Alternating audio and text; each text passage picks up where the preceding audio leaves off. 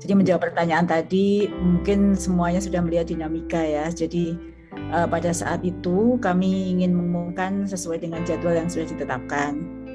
Namun dari hasil yang sudah ada, yang sudah diperoleh itu jumlah kelulusan kalau kita lihat dari passing grade yang sudah ditetapkan oleh Kemenpan atau passing grade yang tertuang pada Permenpan sebelumnya itu jumlahnya tidak cukup banyak ya, tidak cukup banyak. Meskipun itu sebenarnya sesuai harapan kita, dan guru-guru yang benar-benar sesuai dengan harapan.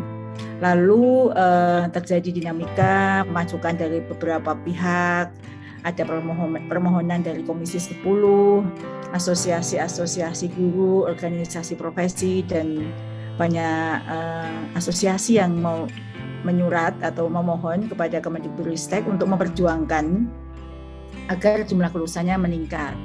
Lalu Mas Menteri beserta seluruh jajaran termasuk tentu yang lebih khusus di sini Dirjen GTK dan timnya mengusulkan tambahan kebijaksanaan terkait dengan guru-guru yang bisa lolos untuk ujian seleksi tahap 1. Seperti kita ketahui bersama, ujian tahap 1 ini difokuskan untuk afirmasi untuk guru-guru yang mengabdi di sekolah induk atau guru-guru yang sudah lama mengabdi di sekolah negeri ya. Lalu kami mengusulkan berbagai permohonan kebijakan tentu yang tidak merubah Permenpan RB nomor 28 tahun 2021 karena untuk merubah Permenpan termasuk tuntutan dari berbagai asosiasi terkait dengan afirmasi masa kerja itu dikelompokkan yang sudah 5 tahun, 5, 10, 10, 15 dan seterusnya itu tidak bisa kita akomodir karena itu harus merubah Permenpan.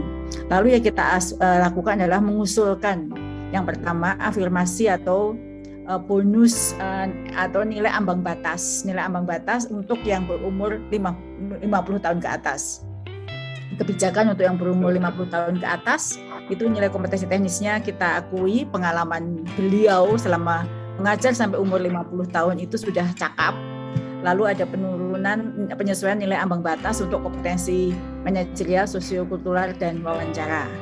Lalu selebihnya kita berikan penyesuaian nilai ambang batas bagi seluruh peserta, jadi ini tanpa kecuali, agar semua guru honorer mendapatkan manfaat dari usulan dari Mas Menteri ini, yaitu penyesuaian nilai ambang batas ketiga, yaitu penyesuaian NAB nilai ambang batas sebesar 10 poin atau 50 poin sehingga dari yang jumlahnya di bawah 100.000 yang lulus menjadi 173.000. Itu prosesnya ya. Jadi kita perlu waktu yang cukup lama hingga 2 minggu ya dari pengumuman yang seharusnya direncanakan sampai yang baru lalu itu karena memang untuk bisa menetapkan hal ini menjadi sebuah Kemenpan yang terkait untuk yang tadi saya sebut terkait dengan penyesuaian nilai ambang batas itu tertuang dari usulan Kemendikbud itu diakomodir oleh Panselnas dan tentu tidak serta-merta karena harus rapat Panselnas yang diketuai oleh BKN sehingga muncullah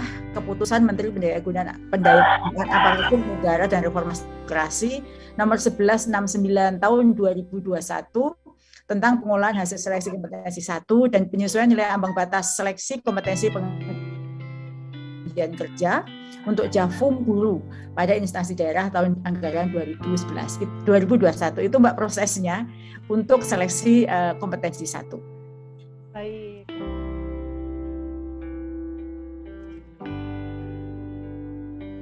Tiga ada nilai ambang batas 1, 2, dan 3 itu akan dipakai untuk ujian kedua dan seterusnya.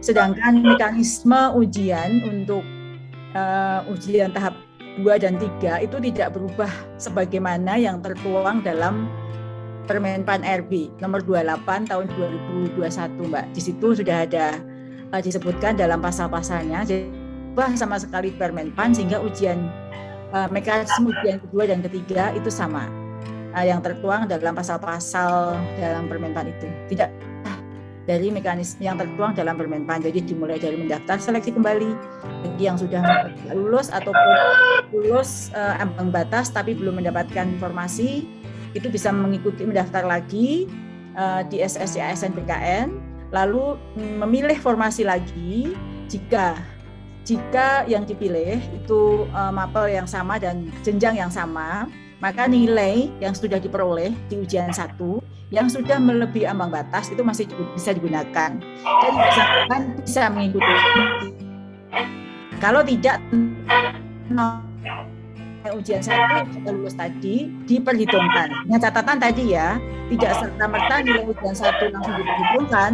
Ya, nilai yang pertama, ini banyak pertanyaan soalnya ke saya di Instagram pribadi maupun di halaman Guru P3K, itu banyak pertanyaan. Apakah nanti ujian yang kedua itu nilainya bisa digunakan? Bisa, dengan catatan jenjang yang dipilih sama, kemudian mata pelajaran yang dipilih sama, tetapi tetap harus mendaftar lagi dan mendaftar lagi untuk sebagai bukti bahwa kita adalah peserta ujian kedua. Setelah itu baru nanti akan mendapatkan lokasi ujian dan mendapatkan jadwal ujian. Seperti itu. Jadi prosesnya sama persis dengan yang ujian 1 dan itu masih ada di dalam Permenpan RB 28, Mbak. Baik, terima kasih Bu Nunu. Berarti memang mekanismenya tidak berubah ya Bu ya untuk seleksi berikutnya. Ya, terima kasih Bu atas penjelasannya.